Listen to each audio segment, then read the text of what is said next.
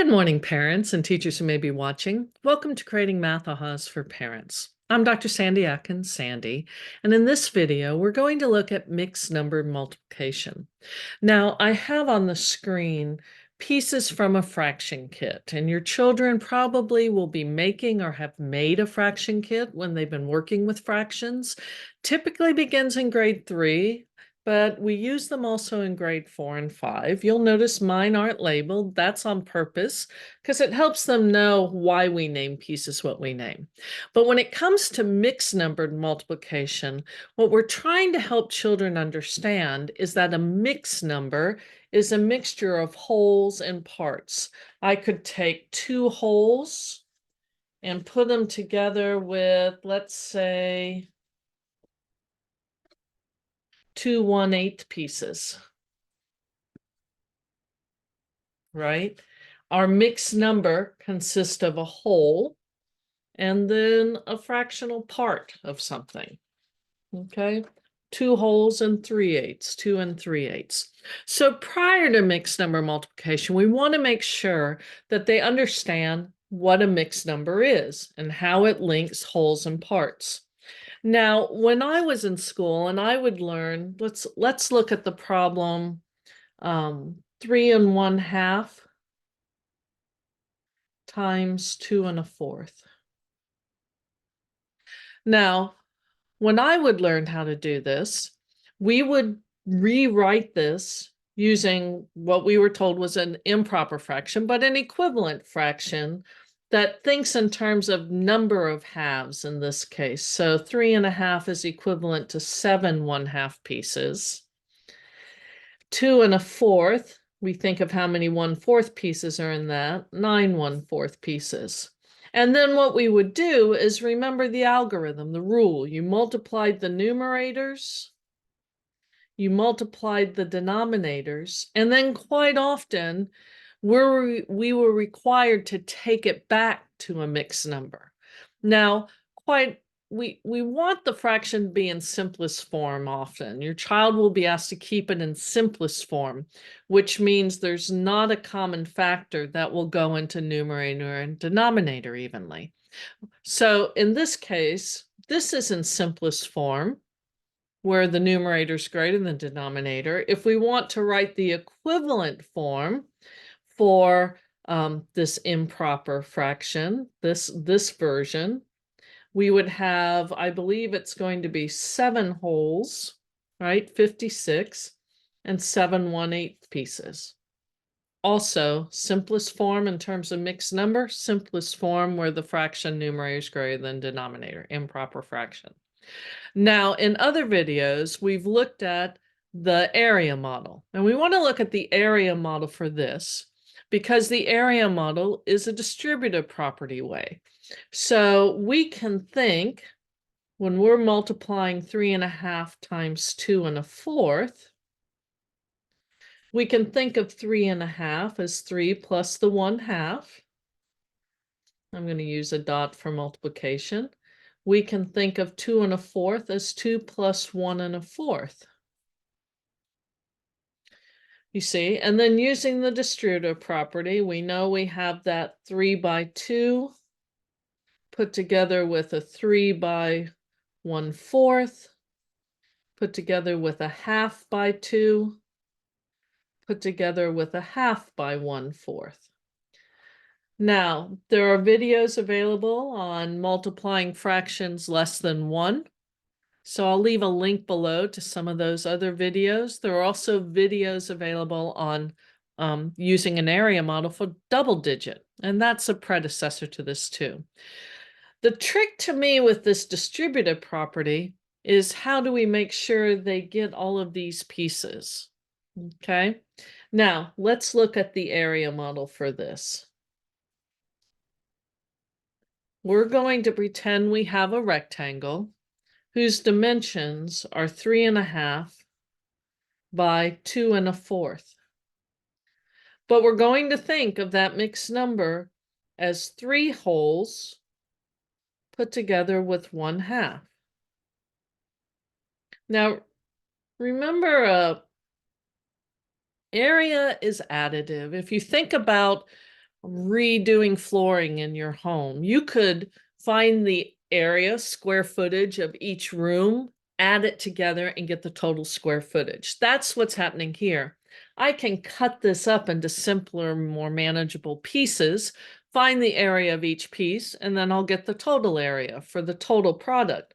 So for 2 1/4, I'm going to think of this as 2 put together with a fourth and go ahead and cut it. Now, I have a 3 by 2 rectangle, a 3 by 1/4 rectangle, a 1/2 by 2, and a 1/2 by 1/4. And when we were looking at multiplication of fractions less than 1, I talk about the importance of the language, using language to help you do the multiplication versus trying to recall the procedure. The 3 by 2 is easy. That's going to be 6, right? That area. I can either think of this as 3 1/4 pieces or a fourth of 3. For me, it's easier to think of 3 1/4 pieces. So this will be 3/4. 3 times 1/4 happens to be 3/4.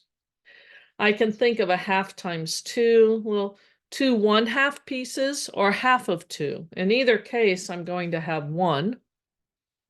And then I can picture the 1/2 of a 1/4 piece. See, if this is a 1/4 piece, what's 1/2 of it going to be? This is going to be 1/8.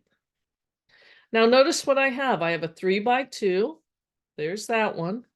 A 3 by 1/4. There's that rectangle. A 1/2 by 2. A 1/2 by 1/4. So we're using this area model to find the actual area, the product of 3 1/2 times 2 1/4, but we're also using it to help us get the pieces for the distributive property. This is the visual image for the distributive property. And once we do that, see, we can add these partial products. I have 6 put together with 3/4, put together with 1, put together with 1/8. So I know I'm going to have 7 holes. And then I can think of 3/4 as 6 1/8 pieces. It would take that many pieces to make the equivalent. And you see, when I do this, I still end up with 7 7/8. I'm not using division here to go back. I'm actually using addition to get it, and I'm using an algebraic approach. So let's look at a different problem. Try one more using the area property directly. So let's say we have 4 1/3 times 2, and let's do 3/4 this time. I think of this rectangle, it's 4 1/3 by 2 3/4. So to me, that's a tall rectangle, right? When I think of that, I'm picturing the room. If this is 4 1/3, and this is 2 3/4, see, how is 4 1/3 made up of wholes and parts? Well, it's made up of a 4 and 1/3, and I make a cut. 2 3/4 is made up of 2 and 3/4, and I make a cut. Now, you notice in my last example, these dimensions were up here. This example, they're at the bottom. It really doesn't matter, right? It's a rectangle. So whatever this dimension is, it's the same here. Whatever this dimension is, it's the same here. Parallel sides are congruent, your children will learn as they get up into middle school or do some more geometry with it. So this rectangle is 4 by 2. So we have 8. 4 times 2 is 8. I've got 4 sets of 3/4. This is a 4 by 3/4. Or we can think of 3/4 of 4. Well, if you have 4 pieces, each a whole, 3/4 of that will be 3. Okay? So if you think about, here's my whole, or I've got 4 holes sitting here.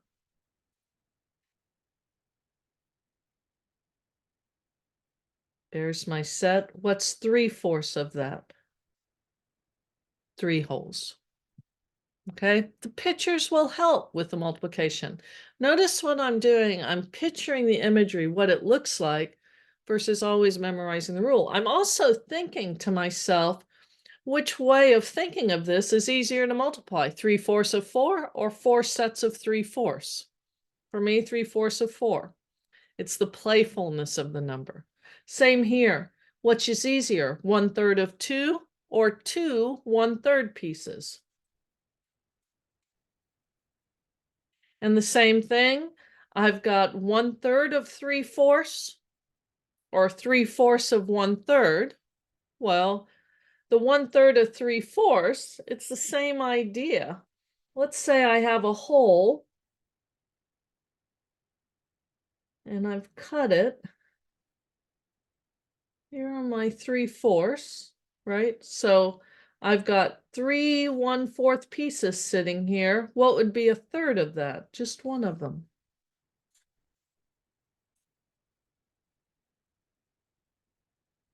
All right. Now, could I have said, oh, I've got 3/12? Absolutely. That's an equivalent way to do that. There would be nothing wrong with that. Actually, when we start to add these together, it might be easier to think in terms of 12ths. So I could have had this as 3 1/12 pieces. Okay? So think of what I have again. When I'm thinking of the distributive property, I'm thinking of this as 4 put together with 1/3 times 2 put together with the 3/4. And this essentially is giving me 4 rectangles. I'm representing what your child will learn later is called binomial multiplication, 2 terms times 2 terms. But we're helping them learn to do that when they do mixed number multiplication. So what do we have? We have the 4 by 2 put together with the 4 by 3/4 put together with the 1/3 by 2 put together with the 1/3 of 3/4. Now you notice how I'm not using parentheses. They aren't required here because of the multiplication and addition, our order of operations. Do you also notice I'm not saying times, I'm saying by because I'm picturing those dimensions. Now, this gives me my distributive property. I already have within my rectangle the value of each of these. I have 8 plus 3 plus 2/3 plus 1/4. Now to add those together, the expectation is that your child is comfortable with adding fractions with unlike denominators. They're comfortable finding equivalent versions, but the whole number piece is easy, 11. And then I can think of this equivalently as 8 1/12 pieces put together with 3 1/12 pieces.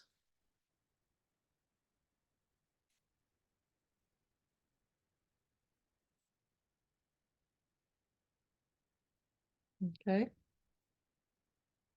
So that's an example of using the area model for mixed number multiplication. This way that we did was an arithmetic approach to multiplication. It works. It's fine. It's using both multiplication and division and thinking about those rules, trying to recall them. In this way, it's an algebraic approach to multiplication. It's still finding that multiplication mixed number, but this one tends to use more multiplication and addition to get the product in the end versus this dividing it to get it back to a mixed number. So I hope you found this helpful. If so, just some formalities I should have said earlier.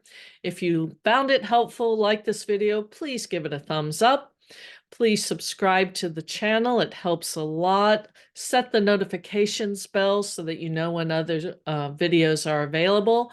Please share with your friends, colleagues, and again, I'll put the links to the other multiplication videos and the multiplying fractions less than 1 in the description below. Thanks so much for watching.